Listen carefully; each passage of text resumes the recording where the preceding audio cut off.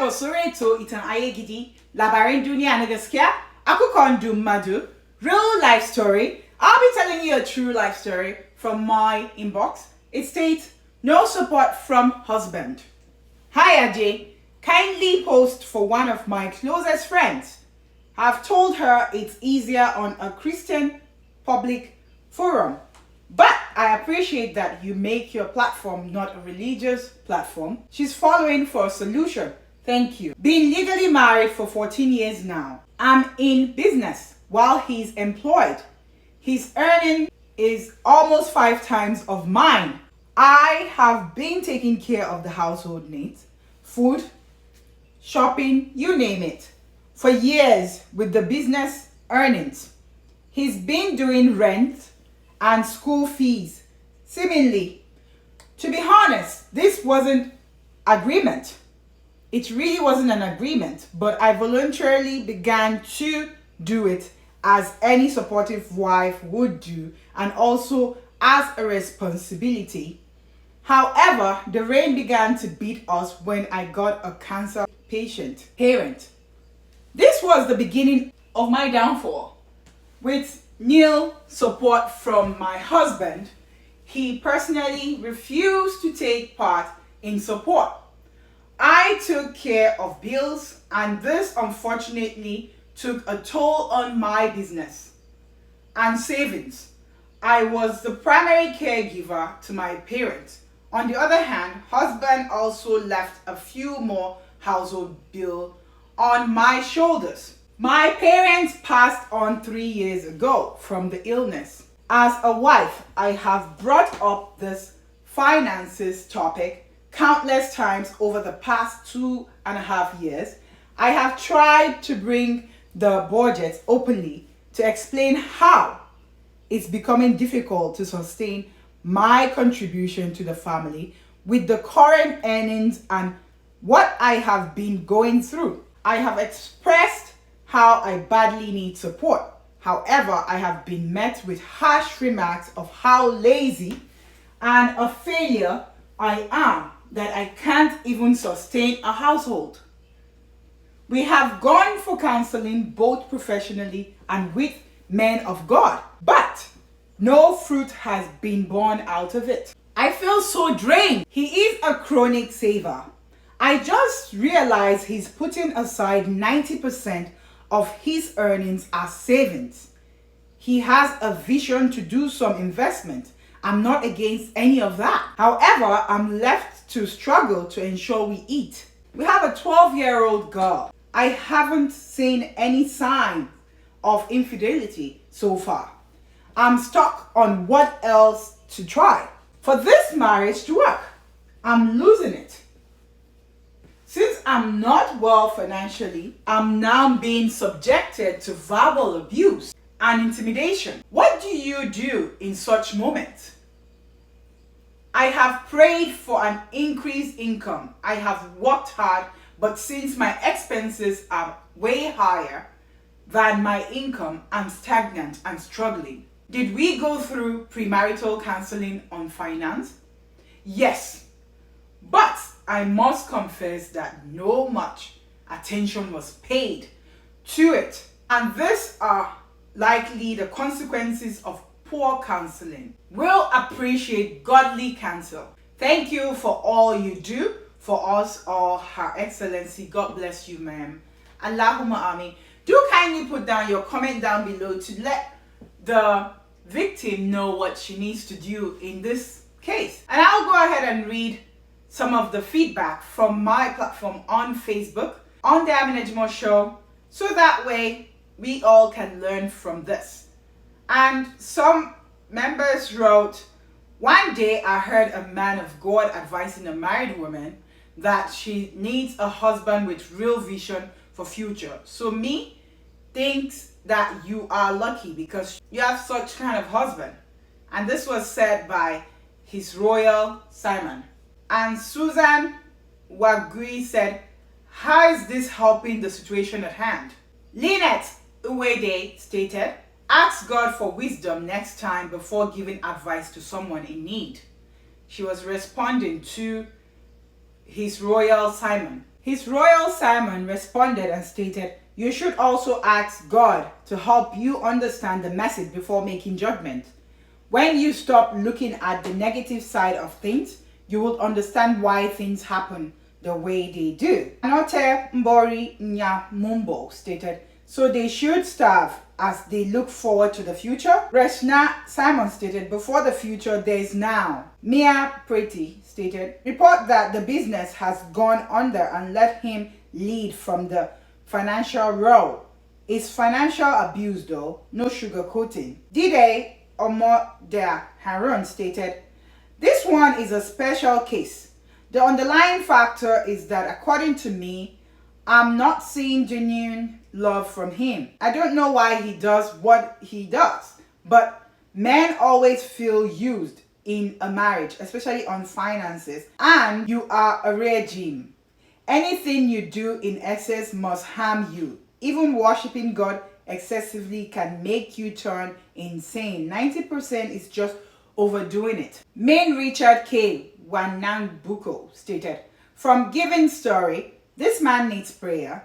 He may be having Nabal's heart. How do you leave your wife to suffer just because you're saving for future investment? He needs to invest in his wife, and this behavior needs to be checked. Men in the house, take care of your wife. You can't say you are investing in the future and leaving your wife. Suppose you die today, what will your building or land help? Will it help you? This is also vanity and a case after wins. If she is not happy, you will crumble with all your investments. Let no one fool you. For the lady, may God come through for you. May God hear your prayers and cries. It's hard to change the heart of a wicked person, but God can give you the wisdom on how to maneuver around. He's able to remove every form of reproach and pain from you. Maybe talk less and pray more and trust God for a change.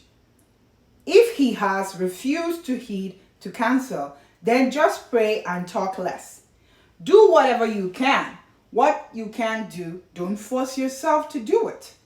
You might need counseling, and your daughter too, because she might be seeing mama suffer and picking it up silently. I don't know how serious your husband is with the things of God, but he might be thinking about having a son, although that does not warrant him to behave the way he's behaving. May God have mercy on him, and may God strengthen you." In Mo stated, "They are the consequences of a selfish man there, not counseling. He has 2 ears. Yes, he has heard the counselors. He has heard you. He simply chooses to be selfish and nonsensical. Simply stop paying the bills that you cannot hack. Why are you enabling him? Simply don't pay for anything. Also put earbuds on your ears anytime he abuses you or talks nonsense. Let it go in one ear and come out the other ear, and you know your conscience is clear. You have talked yourself to anxiety for 2 years. Simply stop and see what actions he will take. It will tell you if you need to put further boundaries in place to protect your finances and emotional well-being. Likely you have been issuing threats and not doing anything about it, so he has believed he has a punching bag which will just sit and take it. Consider the repercussions if this will lead to you having to take care of yourself and your daughter. Isn't that what he's been forcing you to do anyways? Don't agree to abuse. This is abuse." Ni Makina stated, "You are going through so much abuse on so many levels. In the end, you decide how you want to be treated. It's time to ask yourself some hard questions." Lucy Imode stated, "He has another family somewhere and he knows how to cover his tracks. Well, how can someone save 90% of his earnings? That's impossible. He is using it as an excuse. Jennifer Kwinyam Batty stated, "You are the greatest determinant of how someone treats you. If you don't feel respected, you can take time apart to think about the way forward." On Ticos, Kira stated, "Marriage is not a prison. Every man should lay down his life for his family like Christ did. He is not ready to lay down his for you. Leave. If you matter to him, he would look for you. Apart from the family you have with your husband, you have another. The family you come from, turn to them for help. You also have the family of Christ. How can your church help you to re-establish your business? God has your good deeds and he will reward you." William Frederick Coy stated, "Your husband should be considered and put in more support." His Royal Simon stated, "The biggest problem in this family is his money and my money disease. The moment you start talking about my money and his money, you fall to see the real picture and start hot air calculations on your spouse earning. You start feeling that he or she should be doing this and that based on your calculations. On the other hand, when the two of you are one, like that the Bible says, then the issue of who has paid this or not does not arise. The truth of the matter is, and unfortunately, it is not a thing of African alone, but all over the world. Whenever our sisters chip in towards family experiences, even if it's minimal, most will blow the trumpet loudly, announcing how they are single-handedly feeding the whole family. They cast a blind on the Proverb 31 woman. And this is why we must not make the final judgment based on just one side of the story. More stones, please." Kindly put down your comment down below to tell her what she needs to do or what you feel needs to happen to this family. Remember to give me a thumbs up and also share the videos. Feel free to subscribe. It is free to subscribe. I do really appreciate you always coming down here. What I see here is a very irresponsible man, and unfortunately we have quite a lot of them now out there. In the Yoruba language, they call them Fawaraja. Fawaraja are men that will dress nicely, would appear good to the public, but they are very useless at home. Because when they say Fawaraja, it's someone who is like a chameleon, who pretends to be something else. So you end up getting married to this sort of people, and then later on discover that they really are irresponsible. And the said man who is not doing anything at home could be out there in the public helping people. So it's high time when you tell women that, didn't you see the red flags? Sometimes there's no red flag to see. Look at what she did explain here. Some people would blame her that, why are you taking on the responsibility? Or why did you start doing that? What reasonable person would be married to you and wouldn't want to help you? Sometimes it's not act of desperation. I don't see any desperation in here. They were married, for crying out loud. He was not being responsible. She picked it up, thinking that he will then reciprocate and be responsible. But for him, he felt, oh, bingo, voila, let me take advantage of her. And he kept doing it.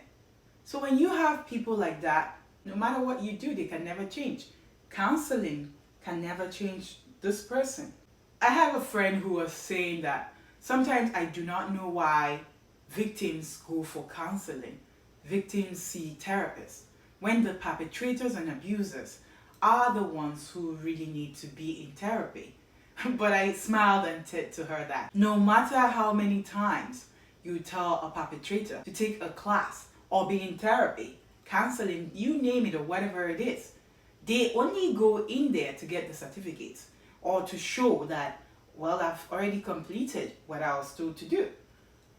As a matter of fact, they would not learn anything from there because they do not see anything wrong with their behavior. But as a victim, you would then be there looking for better ways to make sure that you do not feel that way anymore, or how you can heal, or how you can be a better person. But with having such kind of husband around, even the child would be emulating the nonsense, because now she has a 12-year-old girl. The girl child needs to be protected in this situation, because she would grow up thinking that this is how she needs to carry on her own family, because she can see her mother doing it. And it's financial abuse, whether you like it or not. This is abuse. And talking about the verbal abuse, sometimes people say, oh, he only said you're stupid. Oh, he only said this. Verbal abuse is so damaging. It is really damaging that no matter how smart you are, it will affect you. So do not expose children to any form of abuse. I come from two worlds, my American world and my Nigerian world. The Nigerian world would tell the women to suck things up because they want to keep a marriage, where the American society or my American world would tell you, you need to speak up. You need to stay away from abusers. You need to find a way and leave domestic violence, because for all I hear, this is domestic violence going on. So people end up saying they want to keep a family. At the end of the day, they keep building children up in the same cycle, because this child now, she's a girl child, would be raised thinking low of herself sometimes. If care is not being taken, she would start having low self-esteem, because the father figure that she's supposed to see, who is meant to act right, is only directing her to making poor choices, thinking that men are like this. There are good men out there and there are wonderful men out there, but lately it's been a case of some men misbehaving, looking at it like they're doing a favor to women when they are married. So I would like to say something today, especially to the African society. We have a culture, we have a tradition. Even in America, people have a way of life. As Africans, I will talk about it in a traditional way. My advice to you is you cannot continue sitting down with financial abuse, emotional abuse. There's a lot of abuse going on there. The child is also abused, because I'm sorry, when you expose children to all sort of nonsense, they're being abused too, for all I care. So it's high time you sit him down and really talk. When I mean talk, you need to sit down and talk that going forward, what do you have to do? What does he have to do to fix this? Because it's not working, obviously. Because at this point, like other people have said, there's nothing to lose anymore. My friends who say single but married, they have a lot of them, single but married. Technically, you have a husband or you have a wife, but you're only carrying the responsibility on your own. So at the end of the day, you look at it and you're like, what's the point that I'm even married? It's like I'm having kids, but I'm the one taking care of it. And the other partner is just, doing whatever they need to do. Women and men need to sit down and start thinking about, what do you value in your marriage? Marriage is not all about love. Yes, there are other things that come. And it is responsibility. Being kind. When you have a kind person and a God-fearing person, they would think twice before harming you. This one does not sound like anything near God, because for all he cares is my way or the highway. Kindly put down your comment down below, and do not forget to give me a thumbs up, and do subscribe to my YouTube channel, because subscription is free. Do not forget, I would start having the live shows every Sunday starting from August 25th, American time and Canada time, 4 p.m. Eastern time, and Nigeria and UK time, 9 p.m. Do not forget to be here, bring your popcorn, get some sips. Remember, whatever you decide to say on the show, it's up to you. It's going to be a live show, and you have to learn to know that whatever you want to say, it's up to you. It's your responsibility. We are all adults, but I would not be liable, or the Amina Jimoh platform would not be responsible for anything that you choose to share. I love it when you come around here. Trust me, I do. I love seeing you all here. I love hearing your feedback because it makes me want to come more, to give you more. I will be seeing you on the next episode of the Amina Jimoh Show. It's going to be a live show. Why don't you come here so we can talk? I have the phone number there to call. For the American WhatsApp number is 617-956-2179. And for the Nigerian number, it's 070-589-52050. So ensure you're here every Sunday at 4 p.m. Eastern Standard Time for the American and Canada people, and also for the UK and Nigerian time. You can be here at 9 p.m. I love you, and I'll be seeing you on the next Amina Jimoh episode. Thank you, and God bless you. Have a good one.